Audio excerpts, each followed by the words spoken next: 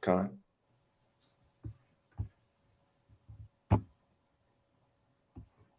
We on? Okay, cool. All right, shalom, shalom. Shalom. First and foremost, we want to give all praises, honor, and glory to Yahweh, Ba'ashem, Yahweh Shai, Ba'ashem, Machakwadash. Double honors to the apostles and those a great millstone, and peace and salutations to the elect. Okay, we're GMS Dallas brothers. Okay, Elder Yatazak is here, and I'm the brother Amar from GMS Dallas. And what we're going to do is continue on the series that we've been doing, and First Samuel, and we finished First Samuel, so now we're doing Second Samuel. And the last lesson that we did was based off of chapter 2, and pretty much when you read about chapter 2, it goes into how there was the anointing or the public recognition of David, being king over Judah, right after Saul's death. And what happened is, the rivalry between the captain of David's host, which was Joab, and the rivalry of the captain of Saul's host, which was Abner, pretty much climaxed into a skirmish, a conflict that, ended up having a few hundred of Saul's men or a few hundred of Abner's men killed, and only a handful of David's men killed. Okay, which kind of resembling was what we're going to go into in chapter 3. Okay, and so keep in mind that during the time of Saul's death, up until what we're reading right now, was 7 years. Okay, it was 7 years that's transpired, and what we're going to do is continue reading on in chapter 3. Again, we left off in chapter 2. All right, so without further ado, I'm gonna go ahead and start 2 Samuel chapter 3, verse 1. It says, "Now there was long war between the house of Saul and the house of David, but David waxed stronger and stronger, and the house of Saul waxed weaker and weaker." Now And keep in mind that this is another situation where Israel was fighting against Israel, just like now. There's nothing new under the sun. It's a time for peace. It's a time for war. And right now, spiritually, the house of Saul and the house of David is at war with each other, and it's to fulfill the will of the Heavenly Father pursuant to Romans chapter 11. You got it. Con, yep. And it says, verse 2, "And unto David were sons born in Hebron, and his firstborn was Ammon." Now, actually, before I go into this, to back up your point, Zaquan, I want to get this scripture in Amos, because it talks about the restoration of Israel. And we went into the book of Amos too. But just to back up your point, this is Amos chapter 9, verse 11. It says, "In that day will I raise up the tabernacle of David that is fallen, and close up the breaches thereof, and I will raise up his ruins, and I will build it as in the days of old." So currently we're seeing the tabernacle of David, okay, being built up, the house of David being built up with the elect, okay, because David had those who were loyal to him, okay, and then there were those who were loyal to Saul, but there were those who were loyal to David that genuinely wanted to serve Yahweh Bashem Yahweh Shai, and those are the ones that in these days are being risen up, okay, and serving the Lord in these times, okay, because ultimately, we know that the southern kingdom was, taken off of the throne and we were removed, but now what we're seeing is spiritually the Lord is building that house back up, okay. So continuing on in verse 2, it says, "And unto David were sons born in Hebron, and his firstborn was Ammon of Ahinoam the Jezreelitess, and his second Chileab of Abigail, the wife of Nabal the Carmelite." And I guess we can get some of these definitions of these names here. Right, because I was gonna say, when it mentions how when David, as David was conquering, he was adding wives. He was adding wives to his harems. You know what I'm saying? So some of those wives may have been heathen wives. You know what I'm saying? Because he was making deals with the neighboring with the neighboring nations, Mhm. in order to expand his rulership, you know. So Yep. let's confirm it. Let's Mhm. confirm it. But you got Israelites out there that think that only a Israelite woman, only a black woman, they won't even say Israelite, only a black woman can birth an Israelite child when according to the scriptures it says that the progenitor is the father. Mhm. It's all about the seed. You know what I'm Right. saying? A woman can't have a baby without a man seed. That's why you got sperm banks. Right. They don't got ovary banks. You know what I'm saying? So I mean, let's just be real. Go Yep. ahead. Con. So Amnon is Strong's H55. Uh Amon one. Amon one. And basically it's like Aman, is like faith or belief, right? Um, and so this is kind of like I would say like the plural version of it, which would be faithful. Um, and this is the first son of of David, firstborn son of David, which we read when you keep reading, he turned out to be you know, pretty much a scumbag. Saying just to be honest. But and that shows you, man, like well, we've said it a few times, the son, just because you have a son doesn't mean that he's gonna be, you know, uh a righteous, prophet, a great man in Israel. If you yourself have a son and you're a prophet, that doesn't mean that your son is going to follow in your stead. Look at the sons of Eli, look at Absalom, David's son. He rebelled against him, right? Look at Rehoboam, the son of Solomon. Look at Adam and Solomon rebelling against the Most High. Mhm. Yep. You know, they rebelled. Yep. You know what I'm saying? Both of them messed off a kingdom. Yep. You know, so that falls in that category too. Mm-hmm. You know, Yep. Yep. So let me see here. Son of oh right, let me reverse two again. Unto David were sons born in Hebron, which we know Hebron was a city that David was ruling in first, for those first 7 years. It says, and his firstborn was Amnon, the son of Ahinoam, the Jezreelite. So this is one of David's women that he, had a baby with, right? And then it says the second son he had was Chileab. Okay. Now you see how it names the sons.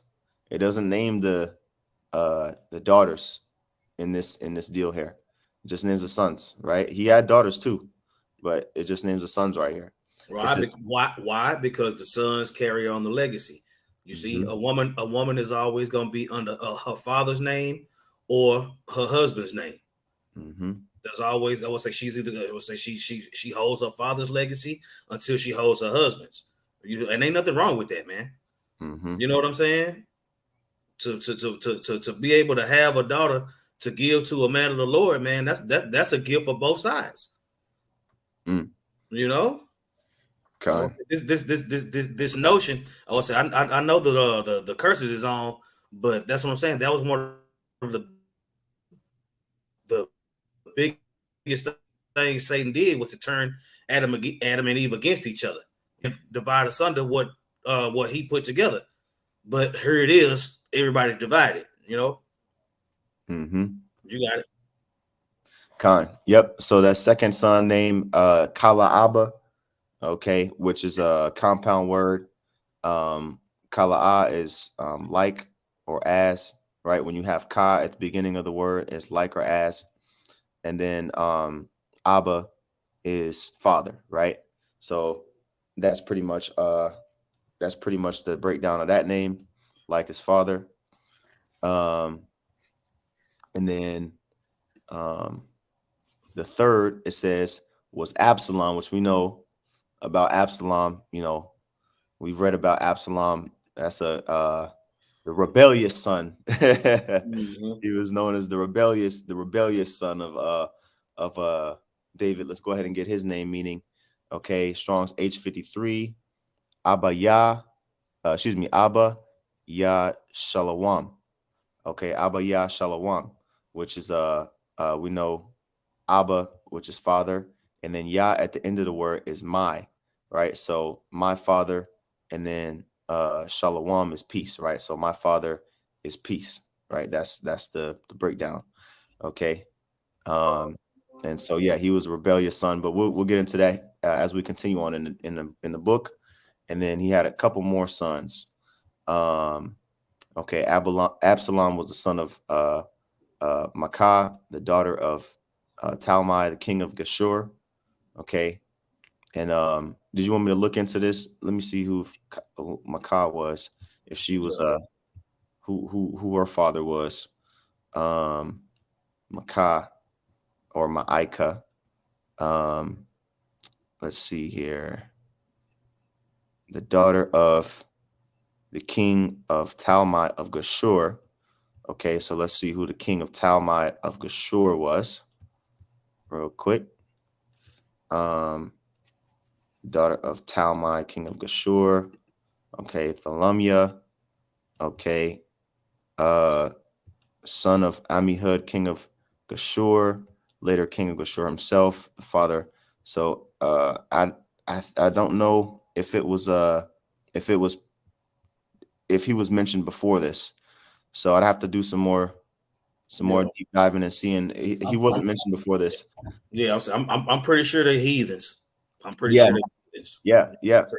That's the whole point of rulership, is to make those unions with other nations. You know what I'm saying? For everything to run smooth, which is what Solomon excelled at. You see. But yeah, that's what I'm saying. All Solomon's wives were not Israelites, but all his children were. Right. All David's wives are not Israelites. All his children were. You know what I'm saying? Same thing with Jacob. You know what I'm saying? They wasn't Israelites then. You know what I'm saying? But you know, he had four wives, but all those children were Israelites. Yep. Jacobites, so to speak. Yep. So you can understand. You got it. That's right.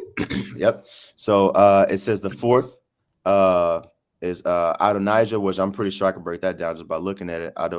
Adunya Yahweh, you know, which would be my Lord is Yahweh, right? The son of Haggith, and the fifth Shephatiah, the son of Abital. Now let's look up, and these are all different women. You know what I'm saying? Right. But then when you bring this up, the woman, they'll say, "Oh, you're not King David. You're not him. You're not him." Well, King David wasn't the only one with multiple wives. The prophecy say we'll be like David. You know what I'm saying? So right now it's just not expedient to do all that, because right now, if you got 5 wives, you got 5 women that ain't with you. Yeah, you know what I'm saying?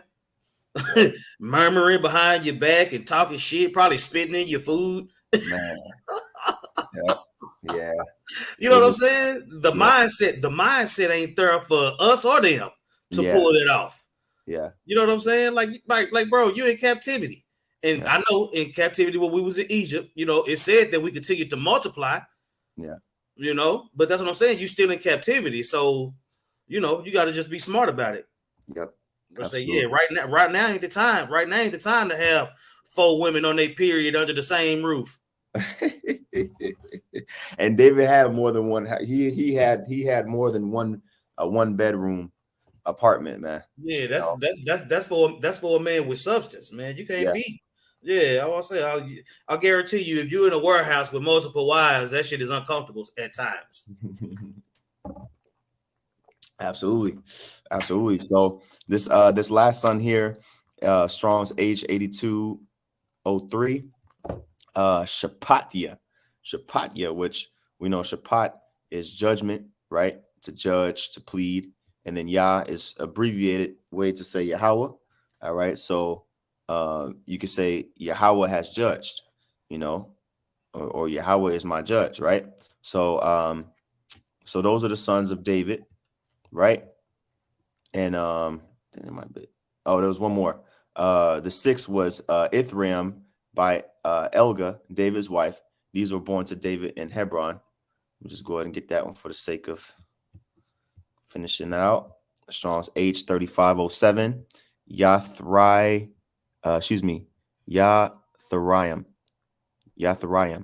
Okay. It says a compound word. Okay, yathar, which is to rest, and then I'm is people. Okay. So also yathar can be remnant, residue, excellency, right? And then I'm is people, a nation. So prophet of the people. Okay, so I'm gonna say that again. Yathar, I'm. Yathar, I'm. Okay, it's a compound word. All right, so those are the sons of David. And continuing on in verse 6, it says, and it came to pass while there was war between the house of Saul and the house of David, that Abner made himself strong for the house of Saul.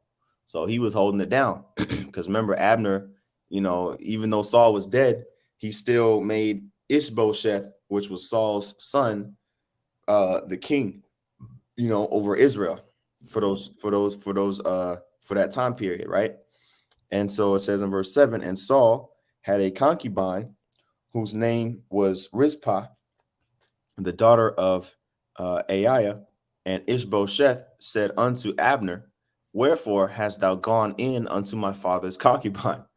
Right? So, Saul was dead, and he had otherwise, like, he may have had some badass, concubines, what I'm saying, that was just there, like, damn, okay. And Abner, he went into one of them. He was dealing with one of them, what I'm saying, because Saul was dead. And and Ishbosheth was like, yo, hey, bro, like, why you dealing with my dad's concubine, man? Ishbosheth tried to charge him up. Now, before I read, well, you know what? I'm gonna read it in the King James, but then I'm gonna go back and read it in NLT because it's a little bit easier to understand his response. Okay, verse 8, it says, then was Abner very wroth for the words of Ishbosheth, and said, am I a dog's head, which against Judah do show kindness this day unto the house of Saul thy father, to his brethren and to his friends that have not delivered thee into the hand of David, that thou chargest me today with a fault concerning this woman? Right. So basically, in layman's terms, he was like, yo, man, I'm taking care of you. I'm preserving your life from David, and you charging me up about this chick, like, and I'm gonna read it in the NLT. I don't know why it's here we go. I'm reading the NLT, so it'll make a little bit more sense. Okay. 2 Samuel chapter 3 and 8. And Abner was furious. Am I some Judean dog to be kicked around like this? He shouted. After all I have done for your father Saul and his family and friends by not handing you over to David, is this my reward that you find? Handing you over to David. Oh, I'm sorry. My bad. Handing you over to David. Is this my reward that you find fault with me about this woman?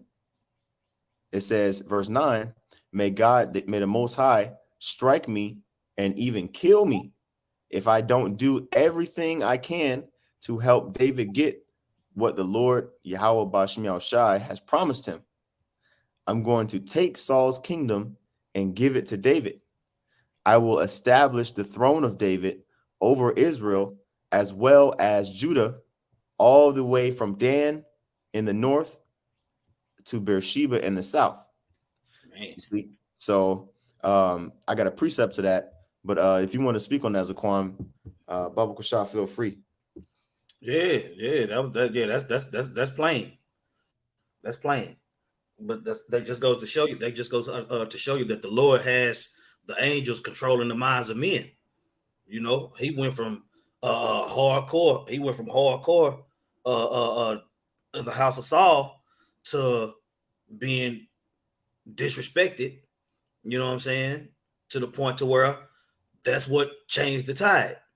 Because the civil war between Israel lasted for a couple years. You know what I'm saying? And that was a huge turning point. Yep. And it's always a woman involved. That's what I was thinking about too. I didn't want to say it, but I was thinking about that when I was reading over it earlier.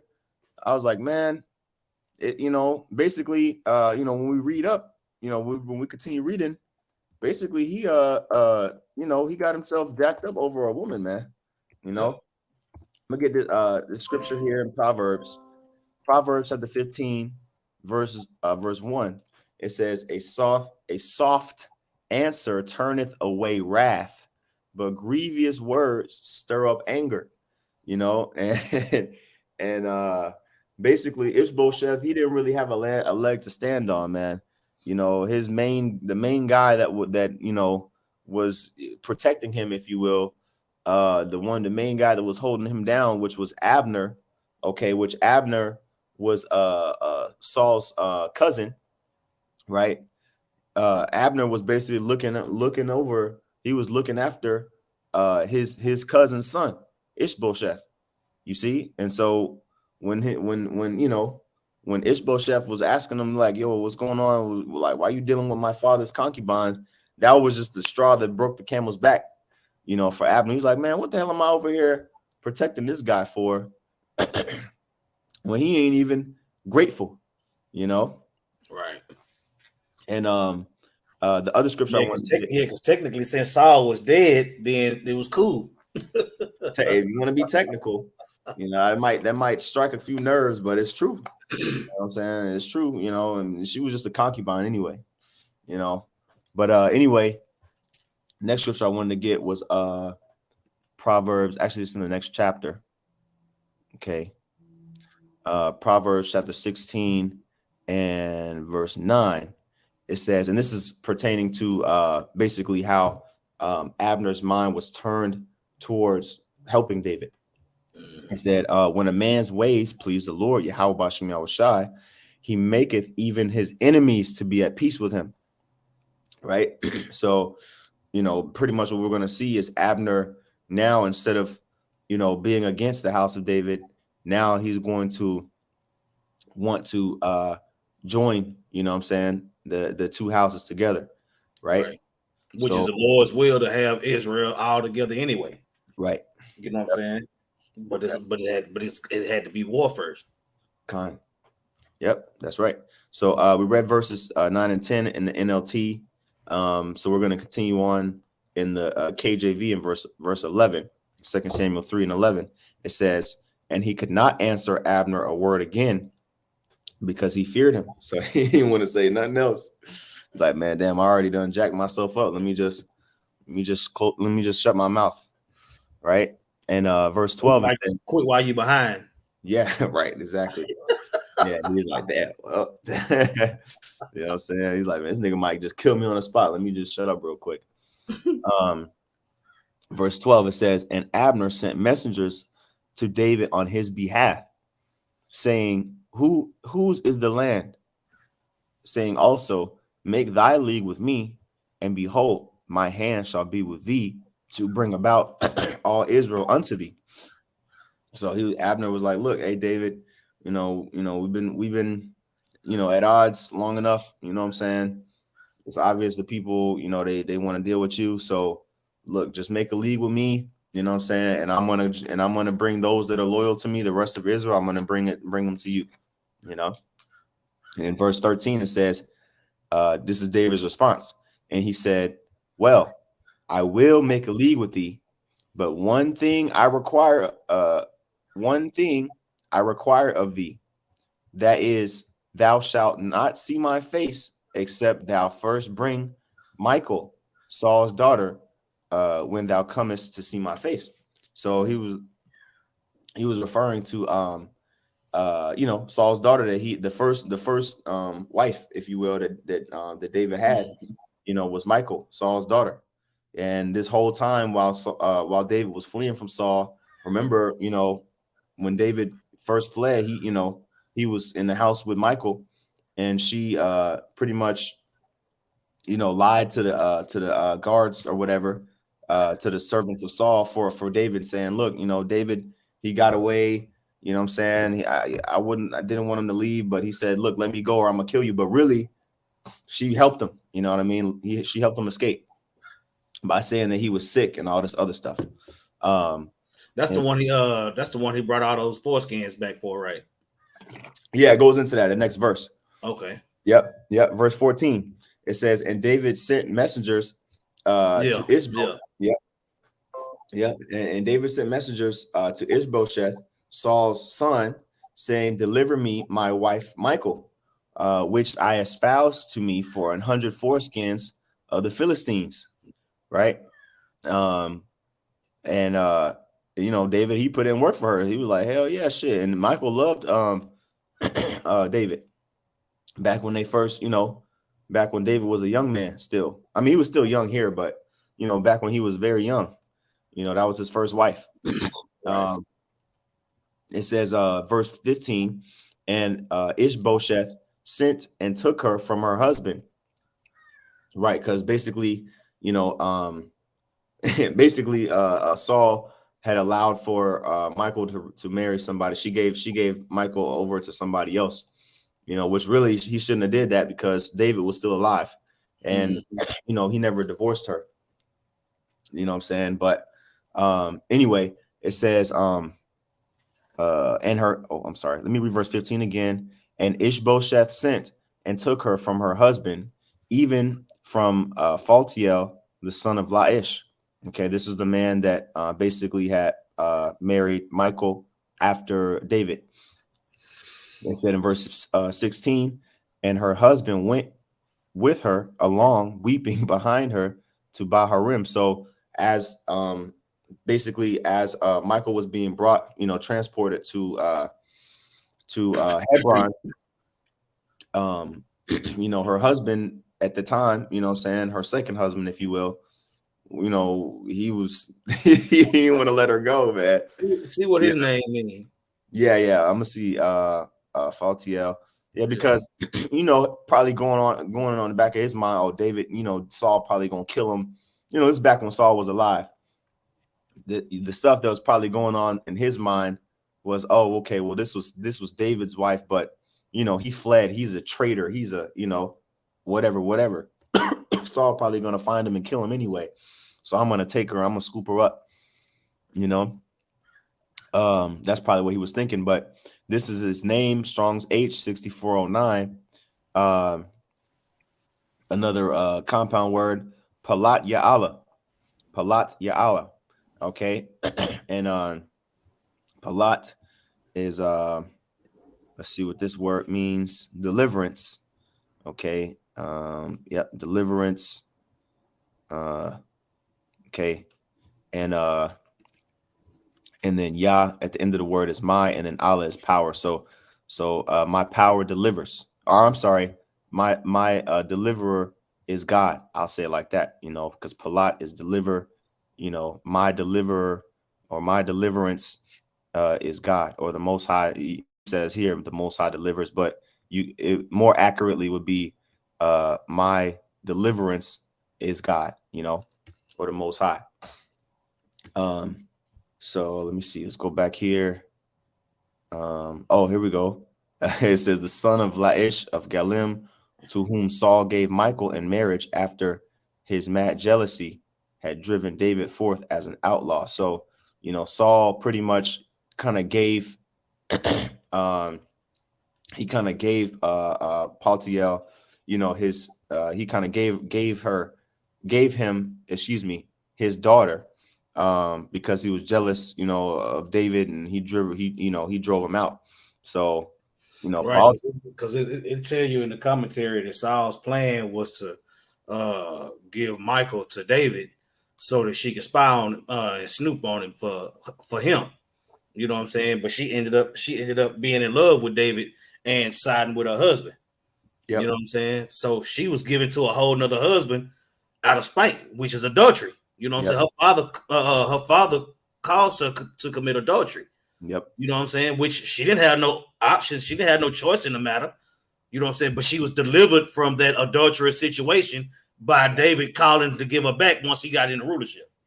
Yeah. You know what I'm saying? So his name actually ended up being a nomen omen that worked out for her. You know what I'm saying? She was delivered from him. Yep. That's your pa. Where we at? Verse 16. Okay. That was one thing about David. If his wife, he was gonna go back and get his wife. Yeah. This is He was gonna go back and get his wife. Man, for real. He loved, yeah, He ain't yeah. really I mess with mean, David's that's possessions. for real. Yeah, that's true. That's true. You know, verse 8. That's how the most. That's how we hope the Most High gonna come and get us. Like sitting here waiting, damsel in distress. You know what I'm saying, so to speak. You know, and we're waiting for Yahweh Shem Shai to deliver us, man. That's right. From this hellish situation. Verse 16, and her husband went along with her, along weeping behind her to Baharim. Then, yeah, that shit must have been embarrassing, man. It's like, I just want my baby.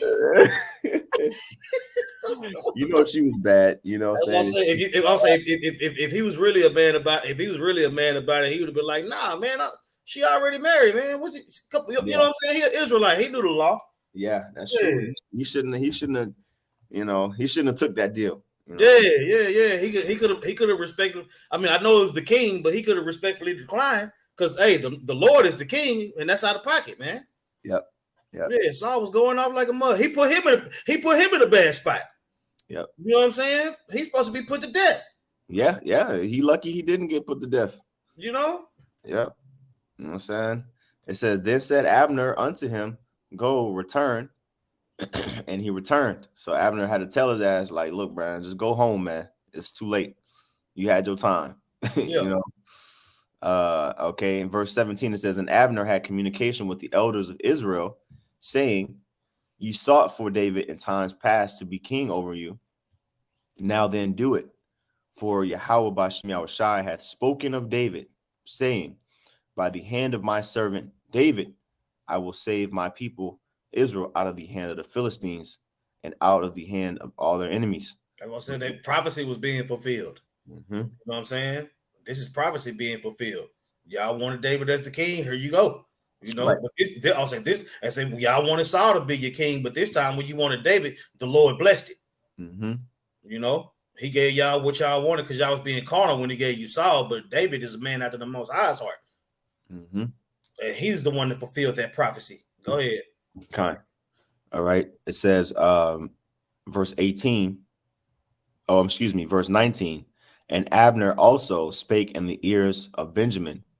And Abner went also to speak in the ears of David in Hebron, all that seemed good to Israel, and that seemed good to the whole house of Benjamin, because Israel was, you know, loyal to Saul still, but the most loyal ones to Saul was that, you know, were the Benjamites. I'll be right back, bro.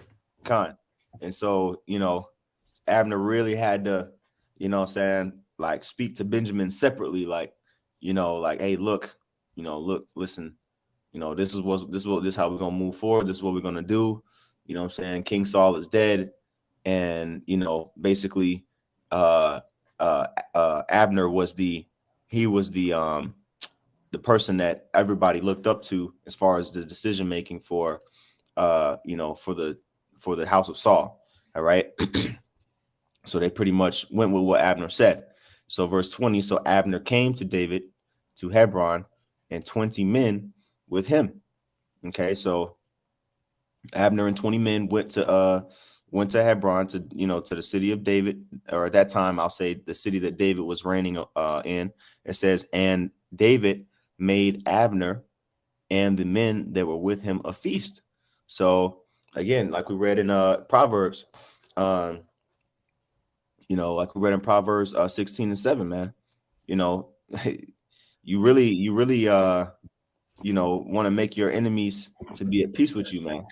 You know what I'm saying? You don't really want to have enemies of your own people. Now it's still going to happen, but it's better to, you know, to make peace. You know what I'm saying? Oh, matter of fact, get that scripture in Matthew chapter 5, man. You know what I'm saying? Here we go. Matthew chapter 5 and verse 9. It says, blessed are the peacemakers, for they shall be called the children of the Most High. You see, David, you know, he wasn't a man that loved, you know, seeing his people, you know, get put to death, and, you know, seeing all this division going on within the house of Israel. He never intended for that to happen. You see, he was pretty much in the middle of it, and he was just making sure that he was, covering his own self, man, making sure that he, didn't have blood on his hands. You see, and so he made them a feast. It says in verse 21, and Abner said unto David, I will arise and go, and will gather all Israel unto my lord the king, that they may make a league with thee, and that thou mayest reign over all that thine heart desireth. And David sent Abner away, and he went in peace. Now that's pretty much the best case scenario. Whereas, if David was carnal, he would be trying to seek out, basically the kingdom on his own terms, and trying to put Abner to death and kill Ishbosheth, and then it wouldn't have been the same result. You see, but because it wouldn't have been prophecy, right? You know what I'm saying? Yeah. David was, I would say, David was all about he was fulfilling the prophecy. Everything that the Lord wanted is what David was doing. It wasn't about him. You see, that's one thing you got to keep in mind. With Saul, it was about Saul, his emotions, his feelings, his lack of patience, his lack of faith. David is the complete opposite of all those things. Mm-hmm. You see? Go ahead. Con. It says in verse 22, and behold, the servants of David and Joab came from pursuing a troop, and brought in a great spoil with them, which shows you that, Joab, he was always out, making raids and, jacking up this heathen village over here. He was kind of, expanding that territory, right? It says, but Abner was not with David in Hebron, for he had sent him away, and he was gone in peace. When Joab and all the hosts that was with him were come, they told Joab, saying, Abner, the son of Ner, came to the king, and he hath sent him away, and he is gone in peace. So, when Joab heard of the news that Abner, remember, Abner was the same man that killed Joab's brother Asahel, right? In the chapter 2, when you go back and read chapter 2. So that vengeance, was, that vengeance was still, in Joab's mind of getting his lick back, It was still fresh. Yeah. And so verse 24 says, then Joab came to the king. And this is when you see how carnal, Joab wasn't spiritual. He didn't rank high in the spiritual category. Okay. He was just, basically a skilled individual at war that was loyal to David. Right. But when it came to spirituality, making spiritual decisions, that wasn't Joab's strength. It says, then Joab came to the king and said, what hast thou done? Behold, Abner came unto thee. Why is it that thou hast sent him away? And he is quite gone. Thou knowest Abner, the son of Ner, that he came to deceive thee, and to know thy going out and thy coming in, and to know all that thou doest. And so, which remember, Joab was, again, loyal to David. That was David's nephew, you know what I'm saying? So he was loyal to King David. So he wanted to make sure that he preserved King David at all costs. And, he didn't think that it was a good idea that David sent Abner away in peace, and so as you can see right here, this is what happens next, right? 2 Samuel 3:26. And when Joab was come out from David, he sent messengers after Abner, which brought him again from the well of Sirah, but David knew it not. So basically what happened was, Abner was on his way back, right, to the land of Benjamin, and Joab, he sent messengers to catch up to Abner and tell Abner, hey, come back to come back to Hebron, you know what I'm saying? So it says in verse 27, and when Abner was returned to Hebron, because Abner thinking that, hey, look, I just made peace, everything good. Okay, cool. And then, I'm gonna go back to Hebron real quick. It says, verse 27, and when Abner was returned to Hebron, Joab took him aside in the gate to speak with him quietly, and smote him under the 5th rib, that he died for the blood of Asahel, his brother. You see? So basically, Joab ignored, the scripture that talks about vengeance is the Most High's, and, not to avenge your own self. Okay. And he went and killed Abner and he killed Abner sneakily, like he deceived Abner. He hit him with the let me holler at you. He killed him Esau style. You know what I'm saying? If he really wanted to get his get back in the righteous way, if he really wanted to get his lick back in the righteous way, he could have. You know what I'm saying? That was straight up murder. Yeah. I mean, you sat up there and watched David make a pact with this man. Yep. So your emotions no longer matter. So if you could have easily done that a righteous way, instead of murdering the man in cold blood, and that's what I'm saying, and he had to pay for that. Yep. Got it. Yep. And keep in mind, David, he did this behind David's back.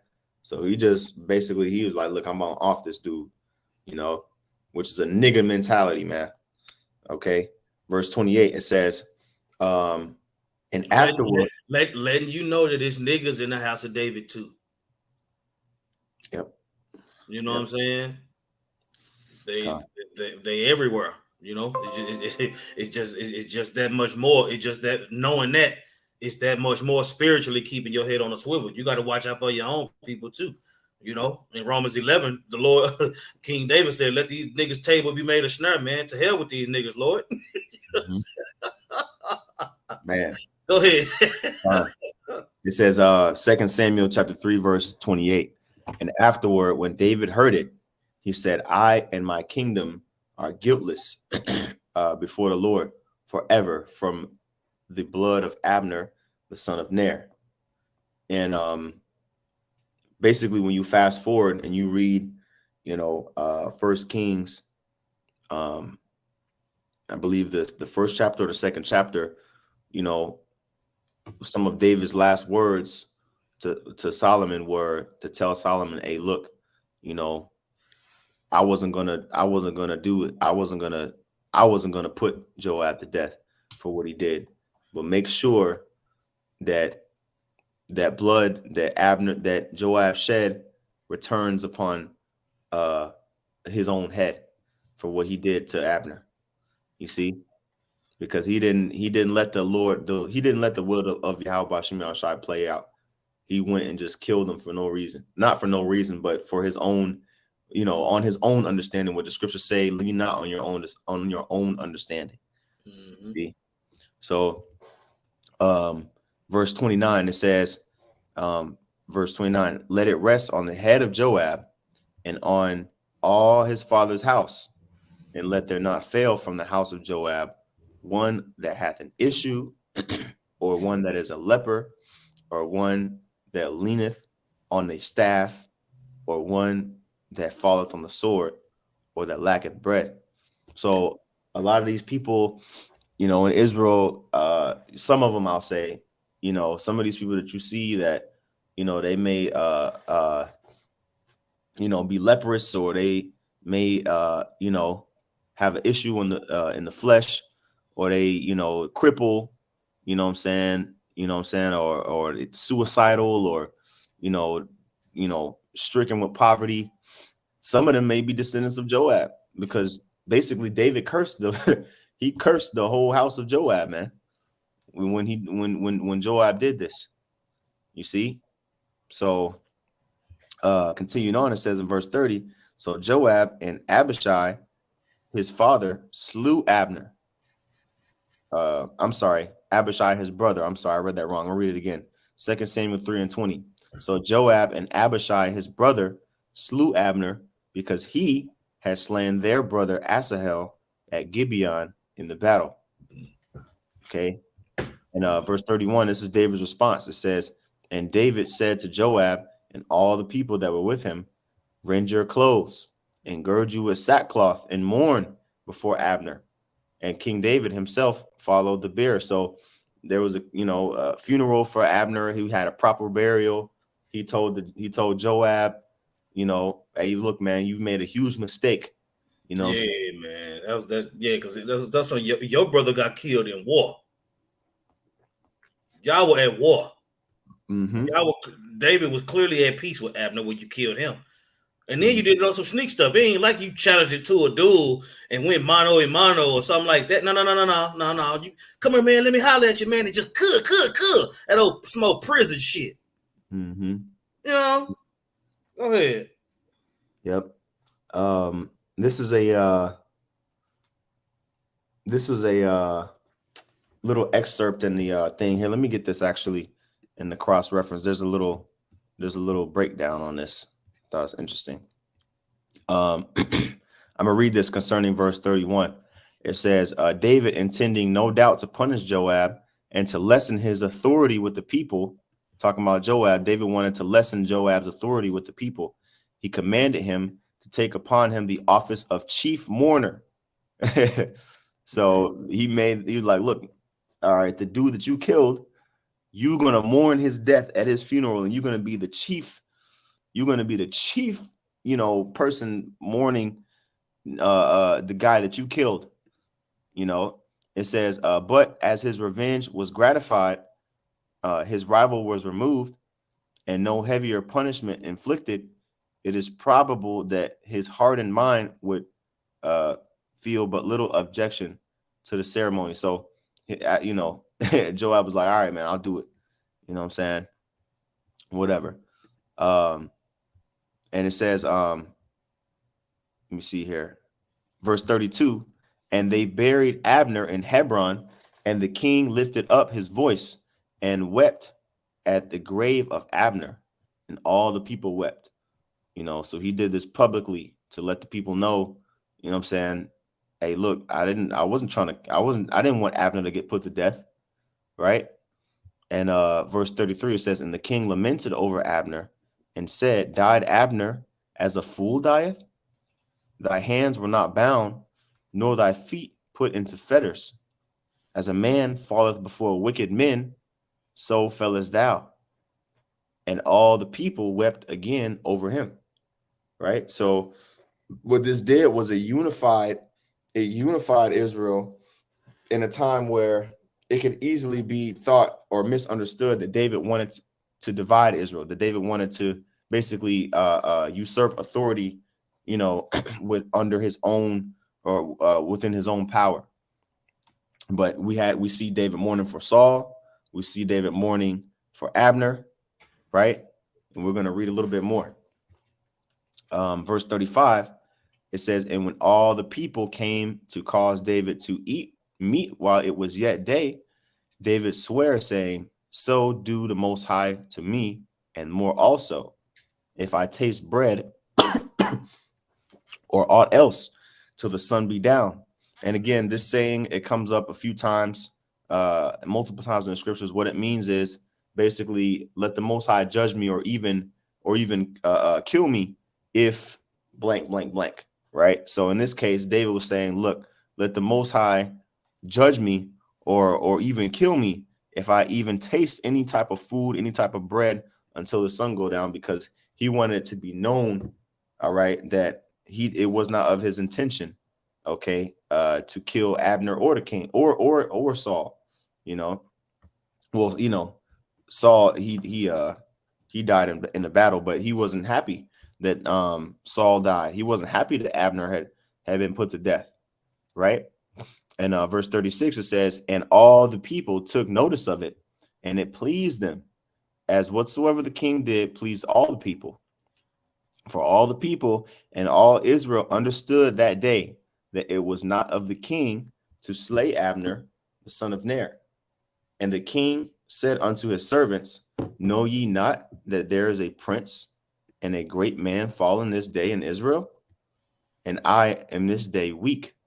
though anointed king, and these men, the sons of Zeruiah, be too hard for me. Yahweh Bashim Yahushai shall reward the doer of evil according to his wickedness. Okay, and nobody's exempt from that, man. You know, like David, he showed extreme humility. He showed that he didn't want no blood on his hands when it comes to unrighteous dealings, man. Because the scriptures say the kingdom is translated from one to another because of what? Unrighteous dealings and riches gotten by deceit. You see? Yep. And Lord, I also, this is another time where the Lord proved that, look, if you obedient to me, then I'll take care of everything else. The same deal he made with Solomon. You know, I'll give you the necks of your enemies. I'll give you all the women. I'll give you all these things. Just be obedient. You know, and David exuded that. You know, everything that was more wives, more land, more territory, more austere rulership. All those things were given because David was obedient. All those things were taken from Saul because he was disobedient. Mm-hmm. We're gonna keep on harping on the difference between the house of Saul versus the house of David. Why one was successful and why versus why the other one wasn't. That's right. But at the end of the day, all Israel are going through these things together. Whether you the house of the David or the house of Saul, you still an Israelite. So for the sake of the gospel, we will put at war with each other. Israel was always fighting amongst Israel until Yahushua comes back. That curse will not be lifted. Yep. I got a precept going into that last verse in chapter 3. This is Psalms, and this is a song of David. Psalms 62 and 12. All right. It says, also unto thee, O Yahweh, Bashim Yahushai, belongeth mercy, for thou renderest to every man according to his work. Right. So again, man, this is the mindset that David had. And he knew, look, if I try to kill my enemies out of my own emotions, then I might get killed by my enemies. You see? And so this is the reason why we're going into these accounts, so we can know how to respond in real life situations that we're going to be finding ourselves in our own walk. Okay. Mm-hmm. So let me see here. Okay, we can probably breeze through this last chapter. It's only, I think, like 12 verses. Yeah. If you want, Zaquan, we can if you want to go into this, we can. Oh yeah, let's go ahead and knock it out. Okay, cool. All right, this is 2 Samuel chapter 4, and we see the title here. Okay. It says in verse 1, and Saul's son heard that Abner was dead in Hebron. And when Saul's son heard that Abner was dead in Hebron, his hands were feeble, and all the Israelites were troubled. You know, so basically Abner didn't get the chance to go back and tell the good news, you know what I'm saying, to, the Israelites that he had jurisdiction over. So everybody looking at it as if like, damn, like Abner went to Hebron and got killed and David killed him. That's how they looked at it, that's how they looked at it, of course, until they got the news that David, wasn't consenting. But the immediate reaction was, damn, Abner's dead, and so, of course, Ishbosheth, he was fearful. It says, and Saul's son had 2 men that were captains of bands. The name of the one was Ba'anah, and the name of the other, Rechab, the sons of Ramon, a Berathite of the children of Benjamin, for Barath also was reckoned to Benjamin. So it's a tribe of or a family of Benjamin. 2 sons came out of him, Banah and Rechab. Okay, and basically they were supposed to be men that were loyal to Ishbosheth, right? They were captains of Ishbosheth's bands. It says, and the Berathites fled to Gittaim and were sojourners there until this day. Okay, it says, and Jonathan, verse 4, and Jonathan, Saul's son. Now this kind of transitions into something else, but it'll make more sense as we continue on. Now keep in mind, Samuel told Saul that he wouldn't be ruling no more, and that his house, and his rulership was going to be given to David. It was prophesied that Saul's line was going to be ended. You see, Jonathan's dead. Ishbosheth is murdered right here. You know what I'm saying? It was one more child after Jonathan, but he was crippled. Yeah. You know what I'm saying? So that's where that line ended. It's right here. Yep. You see? You got it. Yep, Con. That was prophecy being fulfilled. Yep. It says, verse 4, and Jonathan, Saul's son, had a son. So this is Saul's grandson or Jonathan's son. And his name was Mephibosheth. But it says, and Jonathan, Saul's son, had a son that was lame of his feet.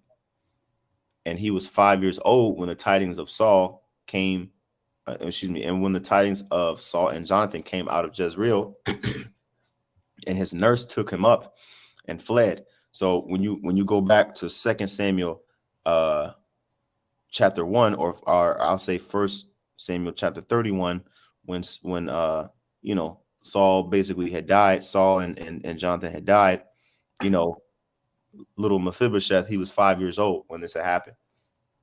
And basically, there were several years that had passed when David was king in Hebron. So he was still pretty much like, an older child, a young man, by the time chapter 4 come around. But it's going back in time and telling you about this man Mephibosheth, right? Or this boy Mephibosheth. It says, and his nurse took him up and fled, and it came to pass as she made haste to flee that he fell and became lame, and his name was Mephibosheth. Now, pretty much, his nurse was scared of, basically the Philistines, coming to, infiltrate the city that they were in. So she fled, and as she was running, or whatever the case was, I don't know if she was holding him or whatever, basically, fell, or she dropped him, and he injured his legs. Now let's get this the definition of his name, Mephibosheth. I think it's all at the bottom. Mephibosheth. All right, here we go. Strong's H 4648. Let me see here. Mapaya Bashath. Mapaya Bashath. And the root word here is two root words, pa'a, which is to scatter or to break in pieces or to shatter, to dash in pieces. And then Bashath is shame. Okay. So it says here exterminating the idol. I'm not really sure about that one, but basically, scattering, or I'm sorry, shattered in pieces, shame. Wow. Yeah. That's heavy. Due to Saul's lack of faith, his house was shattered. Mm-hmm. Okay, it says probably dispeller of shame, Yeah, that's what I'm saying. The little cripple. That's what I'm saying. His lineage ended with this little crippled child, even though he was raised up by the Most High to be the king over all Israel. Yep. Wow. Yep. So it's crazy how, not crazy, but it's interesting to see how quick the Lord can judge those that are close to us, not just us, our children, our family members, Okay, so continuing on in verse 5, it says, now this is going back to the main focus of this chapter, which is Ishbosheth. Salakia. It says, verse 5, the sons of Ramon, the Beerothite, and Rechab and Banah went and came about the heat of the day, which is typically the heat of the day is between noon to like 2 o'clock. So sometime in that time period, it says to the house of Ishbosheth, who lay on a bed at noon. So he was taking like a day nap or whatever. And it says in verse 6, and they came thither into the midst of the house, as though they would have fetched wheat, and smote him under the fifth rib, and Rechab and Banan his brother escaped. So basically, you had two, guys that were supposed to be loyal to they were supposed to be loyal to Ishbosheth, and they came and killed Ishbosheth in his sleep, in his own bed, in his own house. Something about that fifth rib. Everybody they just had a fifth rib demon on them at this time. They were just like, ugh. Yeah, kill shot. Yeah. It's just like that's just like what was that the fight over the weekend, Tank Davis and the other boy. Mm-hmm. You know what I'm saying? He hit his ass up under the fifth rib. That liver shot. That's what your liver is behind the fifth rib. That boy went down like a sack of a sack of potatoes, man. Yep. Couldn't get it. Couldn't get back up. So if you get punched right there, you know what I'm saying, and it completely destroys you. Getting stabbed right there, you can hang it up. Yeah, you out of there. You know what I'm saying? And so what happened was they escaped. And again, these are men that were supposed to be, loyal to Ishbosheth. You know what I'm saying? They were captains of a band of men. It could be 20, 100. They were captains of bands of men, and they conspired against Ishbosheth and killed him. Okay, it says, verse 7, for when they came into the house, he lay on his bed in his bedchamber, and they smote him and slew him and beheaded him and took his head and gat them away through the plain all night. So not only did they kill him, they did him Saul style. They were like, oh, look, we're going to cut his head off. And, basically show proof. Look, we killed Ishbosheth. Look what we did. Look what we did. Right. It says in verse 8, and they brought the head of Ishbosheth unto David to Hebron, and said to the king, behold, the head of Ishbosheth, the son of Saul, thine enemy, which sought thy life, and the Lord Yahweh Ba'ashem Yahushai hath avenged my lord the king of this day of Saul and of his seed. So, matter of fact, Bakusha, would you mind speaking out, Zaquan? I gotta get some more water. Yeah. I would say it says of Saul and his seed fulfilling their prophecy. Now, David, when David told Saul in that cave, he said, "Look, man, the Lord is gonna judge between us. At the end of the day, man, I don't want to do you no harm. I refuse. You know what I'm saying? Even though you're trying to kill me, I'm not going that route. You was chosen by the Heavenly Father. David kept his integrity regarding that situation. Even when Saul died, and the guy tried to take credit for it, he had him put to death. You see, David made it clear that it was never his intention to destroy the house of Saul. But when he said that the Lord was going to judge between him and he knew that the Lord was going to take care of it. You see, David knew in the spirit that the kingdom had been passed to him, that the crown had been passed to him. Everybody knew it. You see, and the fact that he knew it through the spirit was why he physically wouldn't put his hand to nobody in Saul's house. He also made a promise to Saul and Jonathan that he wouldn't do it, and he kept his word. Yep. He let the Lord deal with that situation wholeheartedly. Yeah, which shows, like, they still ended up getting judged. Like, you know what I'm saying? Ultimately, it was men that took it into their own hands. You know what I'm saying? In the intent to, get carnal gain for themselves, which goes back to the scripture, 1 Timothy the 6th chapter. You know what I'm saying? The love of money is the root of all evil. Mm-hmm. Because they expected to, get some type of reward, you know what I'm saying, for killing, you know what I'm saying, which David didn't put a bounty. He didn't put a hit on Ishbosheth to say, hey, whichever one of you guys brings me the head of Ishbosheth first, to him will I give, 10 talents of silver. He didn't say that. They just went out and did it, presumptuously thinking that they were going to get some benefit from it. Right.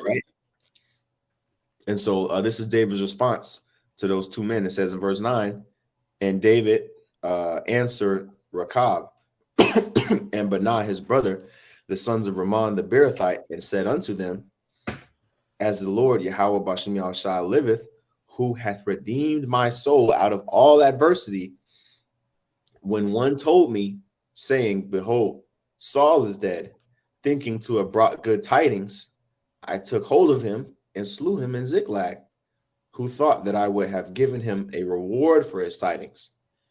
How much more when wicked men have slain a righteous person in his own house upon his bed?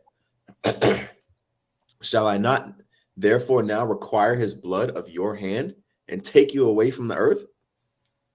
So David was like, man, how stupid could y'all have been to think that I was going to reward y'all for killing a man that didn't even, he wasn't even trying to seek my own life. When I put to death the dude that said that he, he even said that he put Saul to death. He wasn't actually the one who really did it, but he thought, I'm talking about the Amalekite in chapter 1. He thought that David was going to give him some type of reward. You know what I'm saying? And so, it says in verse 12, and David commanded his young men, and they slew them and cut off their hands and their feet and hanged them up over the pool in Hebron. But they took the head of Ishbosheth and buried it in the sepulcher of Abner in Hebron. So David was not playing, man. He it was just instance after instance where dudes were showing showing their hand that they were wicked. You know what I'm saying? David didn't ask these guys to he didn't ask Joab to put Abner to death. He didn't ask Rechab and Benah to put Ishbosheth to death. You see what I'm saying? But here it is, people presumptuously assuming, for their own motives. You know what I'm saying? Joab did it because to get vengeance. You know what I'm saying? These guys did it for a purse, but it shows that David didn't want none of this to happen. It was all murder. Yeah. Which also shows that David is a judge. Right. Right. A king, a prophet, a judge, a warrior. He was all those things. All those things. Mm-hmm. That's right. So that was the end of chapter 4. Chapter 4. Let me see if we have any precepts or anything on here. Let me move this. Let me see. 1 Kings chapter 2. Yep. Yeah. Okay. Yeah. Pretty much, brothers. Putting up good precepts here. So yeah, that was pretty much the end of that. Let me go back here and see if there's any cross references. Good ones here. Let me see. Hang them. Oh yeah, the law. According to the law, talking about hanging. We'll get this and we can close it out. Deuteronomy chapter 21, verse 22. It says, and if a man have committed a sin worthy of death, and he be put to death, and thou hang him on a tree, his body shall not remain all night upon the tree, but thou shalt in any wise bury him that day. For he that is hanged is accursed of the Most High. So the reason why it's even a law hanging somebody, man. You see, Esau even broke that law. Leave you up for days. Let the birds pluck at you. He don't bury you. Yeah, all those different things, man. You see, he do everything the opposite. Yep. It says that thy land be not defiled, which the Lord Yahweh thy power hath given thee for an inheritance. So it says he that is hanged is accursed. You know what I'm saying? That's like a punishment, like an open shame, showing, look, hey, we didn't just stone this guy. You know what I'm saying? No, we hanging them so that it could be a publicly made example. You know what I'm saying? Not to be like these guys. You know what I'm saying? And that shows you again that like you said, Zaquan, David was a judge. You know what I'm saying? And we coming back into those times where that swift judgment and those decisions are going to have to be made quick, and people are going to start getting judged that same day for their evil deeds. So that's all I had on that. Con, I got nothing else. Okay, Hey, Con. with that, we want to give all praises to Yahweh, Bahasham, Yahweh Shai, Bahasham, Rachaha Kodash. Double honors to the apostles and elders at Great Millstone. Peace and blessings to the I can teach about the Ma'at. That's the sincerity and truth. Shalom. Shalom. More spirit, less flesh. That's right. Rakah Ra'ah Bashar Ma'ait.